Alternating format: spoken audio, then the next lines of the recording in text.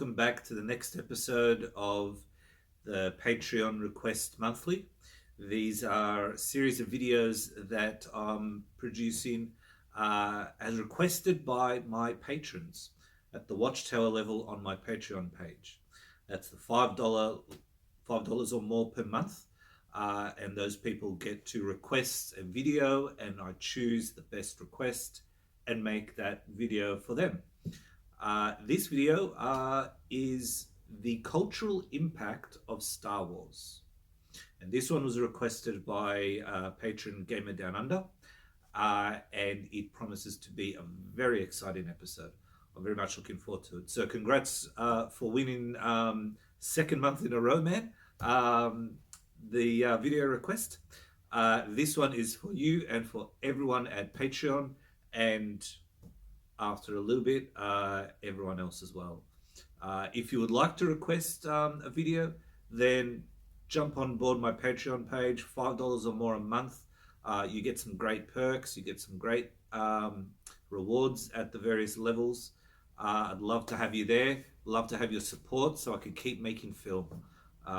That's the aim of the game, just to keep doing what I love, keep following that passion. But that's enough plugging my Patreon page. Let's move on to Star Wars.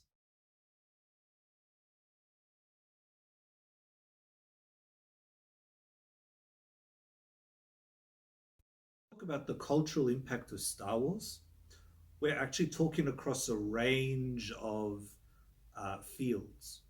Now, the first field I'm going to talk about is filmmaking, because he radically changed the nature of filmmaking. He radically altered the destiny of the film studio that was supporting him, where he was making Star Wars, the first Star Wars, and also changed the nature of a whole genre. Now this, excuse me. Now the studio was 20th Century Fox. As we all know, those of us who have seen the film know that the film's open with the 20th Century Fox fanfare, you know, the rest. He actually brought that back for Star Wars. I believe he brought it back for Star Wars. It hadn't been used in a long time, and he wanted the film to open with that fanfare. Now, at the time when Star Wars was being released, 20th Century Fox was a near bankrupt studio. It's an interesting story. It's completely unlike the 20th Century Fox we know today. Back in the 60s, it was purely a film production studio. When it came to the 60s, it was struggling. It had a series of films that didn't resonate really well, so their money was extremely tight, and they were near bankruptcy. Now, when Star Wars came along, they were in an interesting position, because ordinarily a film production studio in this situation would not have considered Star Wars. And I think 20th Century Fox was the same, if not for a movie that they had just released and seen some very good success with. And that film was The Omen. The mystery suspense thriller directed by Richard Donner was something of an incredible hit for 20th Century Fox. It made them a lot of money, and they were able to use that to invest in their next project. So The Omen paid for Star Wars, the very first Star Wars.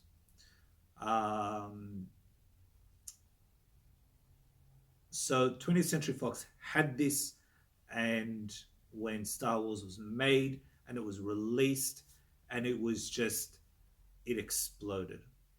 It really exploded. It was greater than I think even Fox Studios realized it would be. In 3 months, it made $100 million. That's about $1.2 million a day for the studio. And on top of that, there was the sequels, there's the merchandising, there's the other auxiliaries on top of that, which 20th Century Fox also made money on. I think famously, most of the merch actually went to George Lucas. That was part of his deal. Um, but I think Fox obviously scored a little bit of that, and over the years, secured themselves a greater percentage of the merchandising as well. Um, but yes, Star Wars turned everything around. The Omen opened the door for the Fox to recover, and they drove straight towards Star Wars, and that locked them. That locked in. They had an excessive profit margin in 1977 because of that film. So that's the first thing. It completely transformed 20th Century Fox. From then, the studio begins to transform into the media conglomerate that we know today. Uh, Moving beyond that, filmmaking production was radically changed. Star Wars had an incredible level of special effects that had to be achieved, and they had to be, excuse me, they had to be achieved for the first time. They were really pushing the boundaries of special effects, model work, blue screen. At the time, it was blue screen, and the industry has since moved to green screen. But at the time, it was blue screen, and I think blue screen works better when you're working with starship models and stuff like that.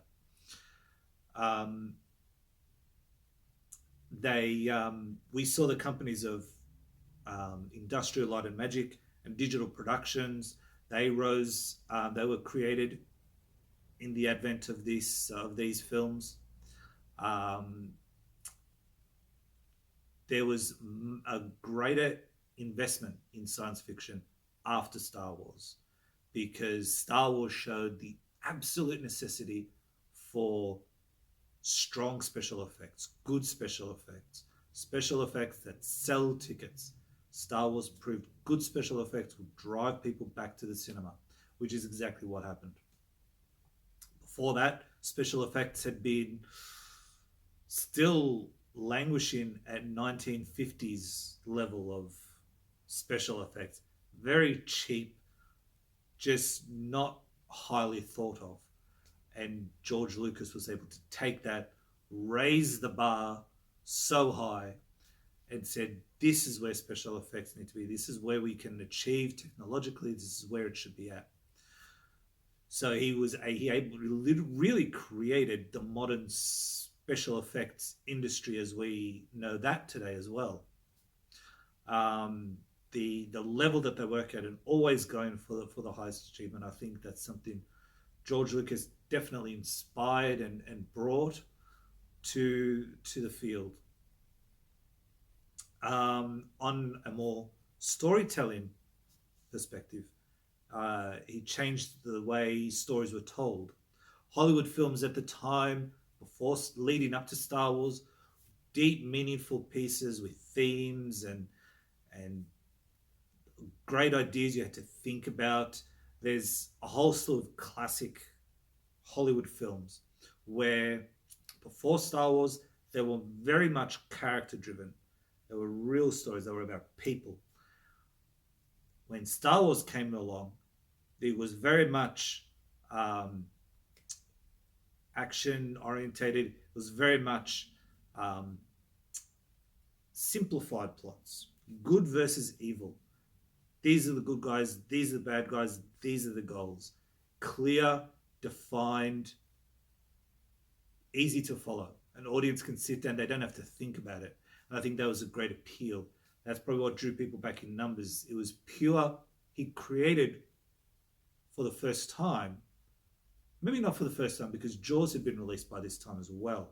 And that was also moving along these lines as well. So I think George Lucas tapped into where cinema was beginning to head with some of these films. It was very much in that generation of filmmakers that were achieving this new wave. So that was escapism. You didn't need to be a major science fan or understand science all that much to understand Star Wars. It wasn't highbrow science fiction. It was very much clear, simplified storytelling, fantasy in space, more or less. It's actually been described more science fantasy than science fiction. But obviously, the nature of the setting, I think, firmly establishes it in science fiction setting, but also it crosses the genre into science fantasy as well, very, very easily.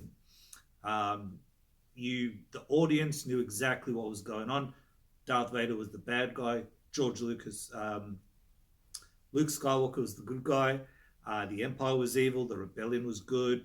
You knew who to root for. You knew who to boo, so to speak. Um, and it was just pure escapism, pure entertainment.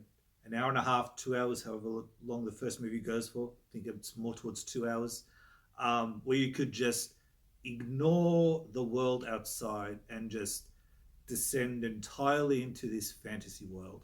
That's what Star Wars provides, and it excels in that. And the sequels to the first one continue to develop this world, this universe, very well.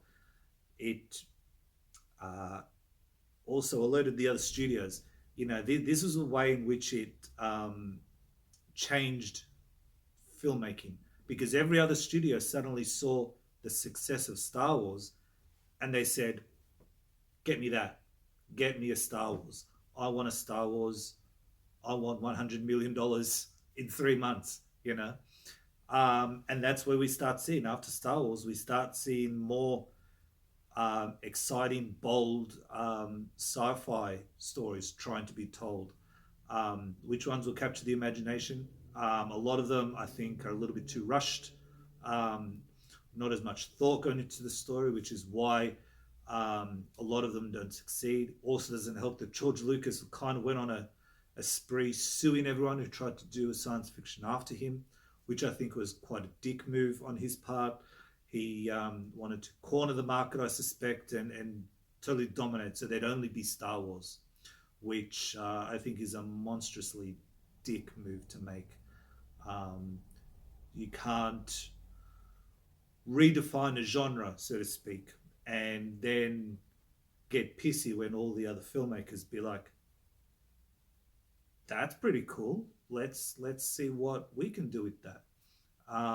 George Lucas didn't create science fiction, nor did he create science fantasy. He merely happened to be the guy that made a really, really popular science fiction film. Um, and I think it's a shame. I think there's probably a lot of other interesting stories out there that didn't get told, and this is perhaps a more negative cultural impact.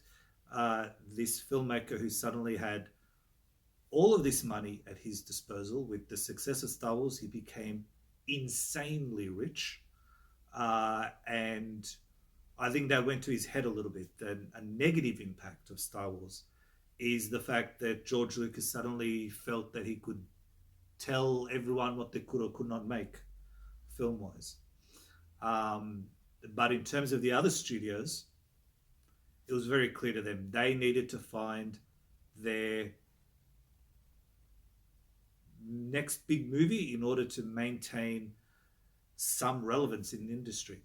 Paramount followed up not too long after with Star Trek the Motion Picture, which was highly profitable but not as critically successful as they would have liked. Again, that was a movie that had some troubles as well. But then that's where you start to see the change happen after that. Star Trek reached the big screen, and then you've got other great movies which start appearing on the scene as well. I think Planet of the Apes came later, or was that before?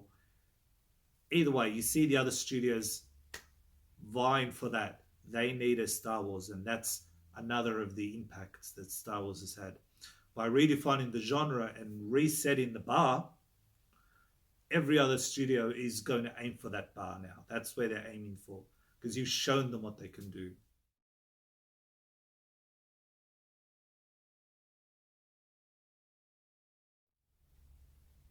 The genre of science fiction radically changed after Star Wars.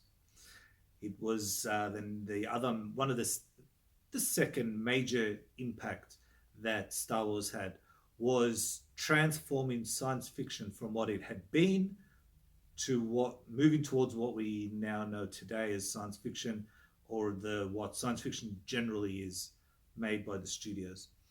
Before Star Wars in the early 70s, the big hitters at the time were Planet of the Apes. It did come prior. We've got The Time Machine. We've got Fantastic Voyage. Later, around mid 70s, just after perhaps, we've got 2001 A Space Odyssey. And these, for example, are science fiction films that deal with deep and meaningful notions, um, themes, ideas that, larger than life themes. These are films that make you think. These are films that make you go, yeah, what's going on there? Like that's an interesting thing to think about. Fantastic Voyage takes us where no man had gone before, inside the human body, uh, turning the human body itself into some sort of science fiction, fantasy, landscape, so to speak. Miniaturized humans, delving deep to find some sort of tumor or blockage or something that was in some person. Um, that was a very interesting, uh, thought provoking movie. Planet of the Apes challenged the notion of man's natural supremacy of the earth, based on a French novel, where Charlton Heston's character arrives at a planet. He's an astronaut, he's going on a space adventure, and then he goes through some phenomenon and crash lands on a planet. And it's a planet ruled by apes, and he doesn't know what's going on. And at the end, of course, he realizes that he's not on another planet, he's on Earth, Earth of the future, where planet apes have evolved and taken over. And mankind is the animal. Then you've got 2001 A Space Odyssey, which deals with the notions of deep space exploration, the nature of humanity, what it means to be human, evolution, all these deep themes. And then Star Wars comes along and it shakes everything up and it throws all those ideas out the window, going, no, let's just have a story of good versus evil, evil empire, good rebellion, Darth Vader, Luke Skywalker, bam. Action, adventure, the escapism that I mentioned earlier. No deep and meaningful themes in Star Wars. It's very much going along, understanding as you're going along, not getting too deep, not losing the audience. Um, this is what science fiction began to morph into after Star Wars. Star Wars showed that this is what people want, and that's where it started to head after that. That leads to obviously, the superhero genre films that we have today. I'm sure, Star Wars was a inspiration for getting Superman off the ground. Though that's, and its own story, well separate. Um, but you see, simplification of the genre sounds harsh, but in a sense, that's what happened. We saw an evolution of the genre from deep and meaningful to uh, exciting. Well, not that that wasn't exciting, but a different kind of excitement. Lose yourself to the adventure, so to speak. Um, and that's what Star Wars has done for the genre of science fiction. That's what it did. And for many years, those are the films that are the blockbusters. Those are the films that take the cake, really. Those big action um, epics that Star Wars inspired.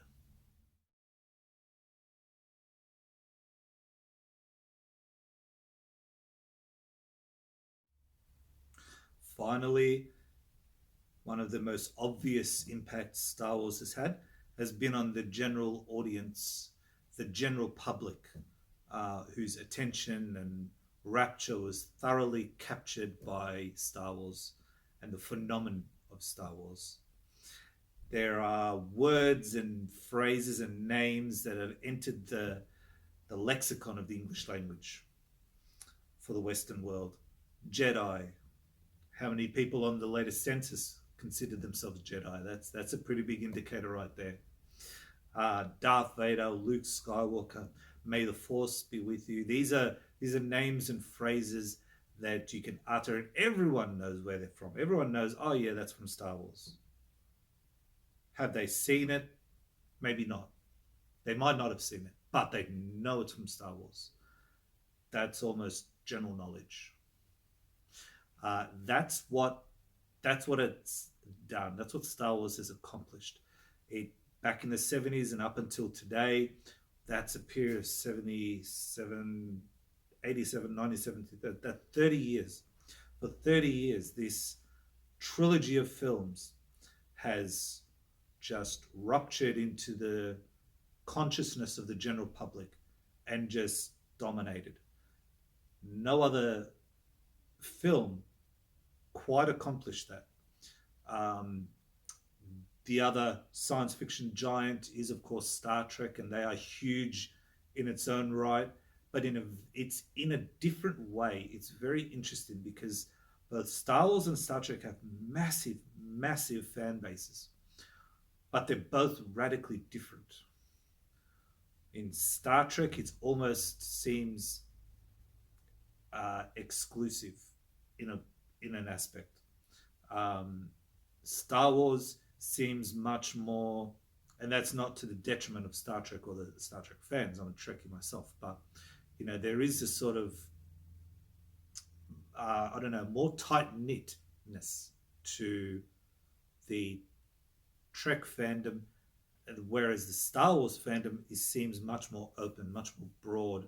Um, you can seemingly just wander as just a casual viewer, you know, through Star Wars. That's a sentiment that you don't really see with Star Trek. And I think that's one of the impacts as well. It's got that general acceptance to it, that general popularity. It's simple, straightforward, it's easy to understand. People are happier to just give Star Wars a chance because it's easy to understand. It's much more easier to access Star Wars than it is necessarily to say Star Trek, which seems this vast thing with all of this programming that they've got behind it. It's like, where do you start with that? But then with Star Wars, it's much more simple. You've got a guy faces an empire. It's a rebellion. He's fighting for freedom. Oh yeah, we can watch it. That sounds like a great film. Something you can't really define Star Trek like that, but you can define Star Wars like that, and that's the power of Star Wars. Power in simplicity.